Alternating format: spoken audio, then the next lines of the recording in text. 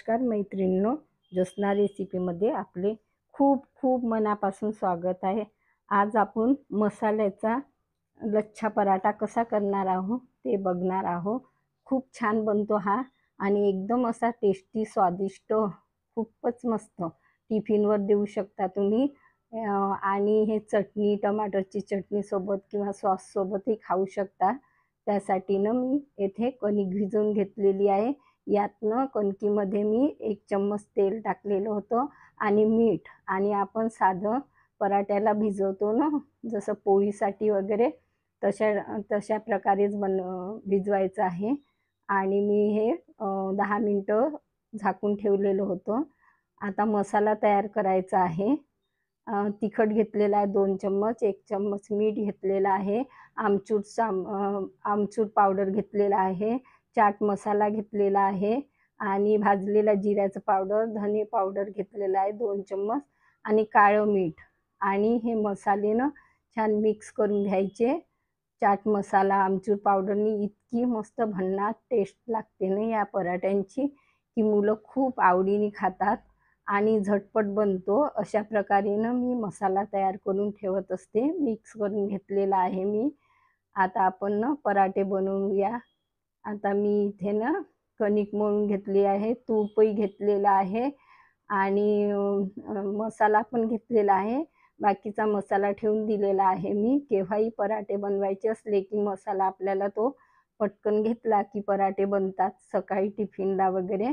या प्रकारे ना गोळे तयार करून घ्यायचे कणकीचे। तुम्हाला किती पराठे पाहिजे, 4, 5 त्याप्रमाणे। तर आता मी ना गोळा करून घोळण लावून घेतलेला आहे आणि पोळी अशी बेलून घ्यायची। साधी पोळी करतो आपण त्या प्रकारेच बेलायची आहे आणि खूप जाडी पण नाही ठेवायची, जशी पोळी करतो ना त्याच पद्धतीने। आणि मग ना तूप लावून घ्यायचं। तुम्ही पातळ करून पण तूप लावू शकता। मला थोडी ना घाई होती त्यामुळे मी पातळ केलेलं नाही आहे। आणि असं लावून घेतलेलं आहे। त्यावर ना थोडंसं घोळण टाकायचं, म्हणजे ना हे छान असे लच्छे निघतात ना। आणि मग त्यावर ना आपल्याला मसाला टाकायचा आहे हा, आणि तो ना छान सगळीकडे व्यवस्थित पसरवून घ्यायचा। खूपच छान टेस्टी पराठे बनतात हे।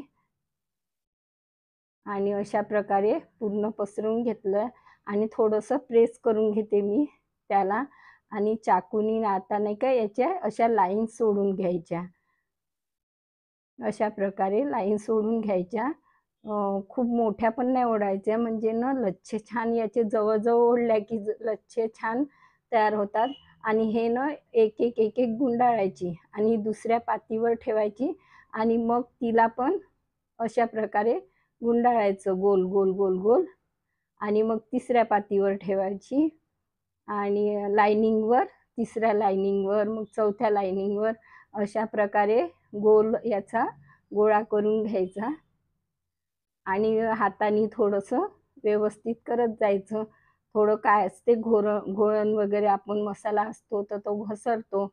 या पद्धतीने मी पूर्ण असं व्यवस्थित करून घेतलेलं आहे।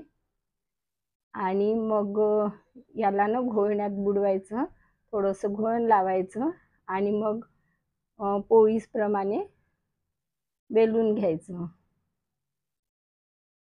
छान लच्छे निघतात आणि खायला ते इतके स्वादिष्ट लागतात ना। आता मी हे बेलून घेतलेले आहे बघा, या प्रकारे बेलायचं आहे। साईडने ना मी तवा गरम करायला ठेवलेला आहे।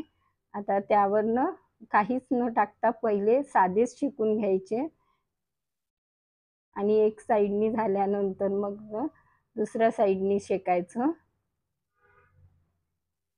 आता त्यावर ना थोडंसं मग तूप लावून घ्यायचं।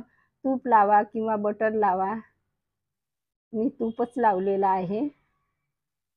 आणि दोन्ही साईडनी छान असं खरपूस भाजून घ्यायचं आहे। काही मुलांना ना थोडे कडक आवडतात, तर कमी पॉवर ठेवायचा गॅसची, मीडियम याच्यावर, आणि भाजून घ्यायचे छान। बघा आपले पराठे तयार झालेले आहे. खूपच छान. बघा, अशी छान लेयर निघते मग याची. बघा, या प्रकारे मी पराठे तयार करून घेतलेले आहे. एकदा तरी नक्की ट्राय करा. कशी वाटली तुम्हाला माझी पद्धत? कमेंट्स करून कळवा. पुन्हा भेटू नवीन व्हिडिओ सोबत. तोपर्यंत मस्त राहा, खुश राहा, आनंदी राहा, हेल्दी राहा आणि नवीन नवीन पदार्थ बनवून खात राहा. धन्यवाद.